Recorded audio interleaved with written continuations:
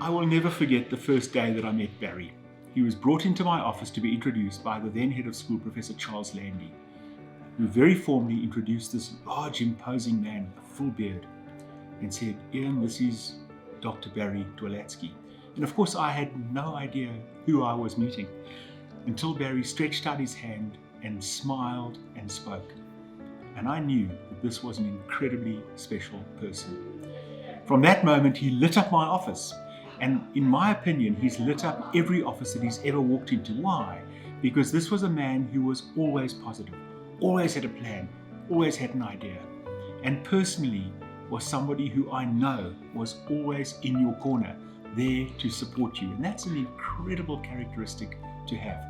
The other important thing is this. I believe that Barry will continue to light up every office at this university forever. The reason I say that is that Barry was the very epitome of what I imagine Wits should be and what a university is. In many respects, Barry was Wits University, certainly in the context in which I understood and got to know him.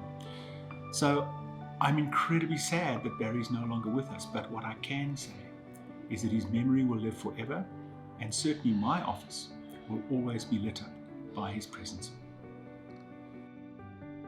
Barry was one of the few people who received me with open arms when I moved to South Africa with my family. He stayed as a constant presence in my life during the last decade. I'm so grateful that I had a unique opportunity to work with Barry to promote Africa's innovation. I still remember meeting him in his corner office located at a building that was falling apart on Juta Street. We at IBM are honored that his corner office is now part of the IBM Research Lab in South Africa.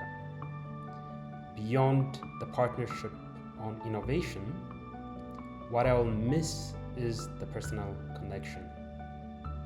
Barry leaves behind big shoes to fill, and I miss him dearly. However, I am confident that his vision will live on until we get it right across the African continent. Barry once asked me if being called a grand geek was considered a compliment in America. He seemed much relieved when I told him it was the ultimate accolade in the software world. It was surreal to watch Barry's funeral in real time from faraway Massachusetts. He was so vibrant and full of energy just days before when I was in Johannesburg. He had planned a detailed itinerary for me, but I arrived with COVID and he had to cancel everything.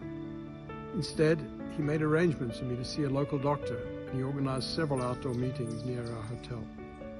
On graduation day, Barry was everywhere, helping me put on the graduation gown, shepherding me the whole time, even taking me to the Wits store to buy some gifts. That evening, Barry and Rena drove us to the opening of the Innovation Center. Barry left a lasting impression on me of calm, competence, and inspiration. A truly unique and wonderful man. I met Barry when I was a second-year student studying at Wits University, and over the years I came to truly deeply appreciate Barry as a guide and as a mentor and as a friend, and learnt many wonderful things like his uncanny ability to navigate the most complex of situations. Barry leaves a legacy of students out there who will remember him fondly for many years in their daily business lives and even further studies. I've spent my whole life at Wits University now, and I've been very much part of the growth of the digital economy in South Africa.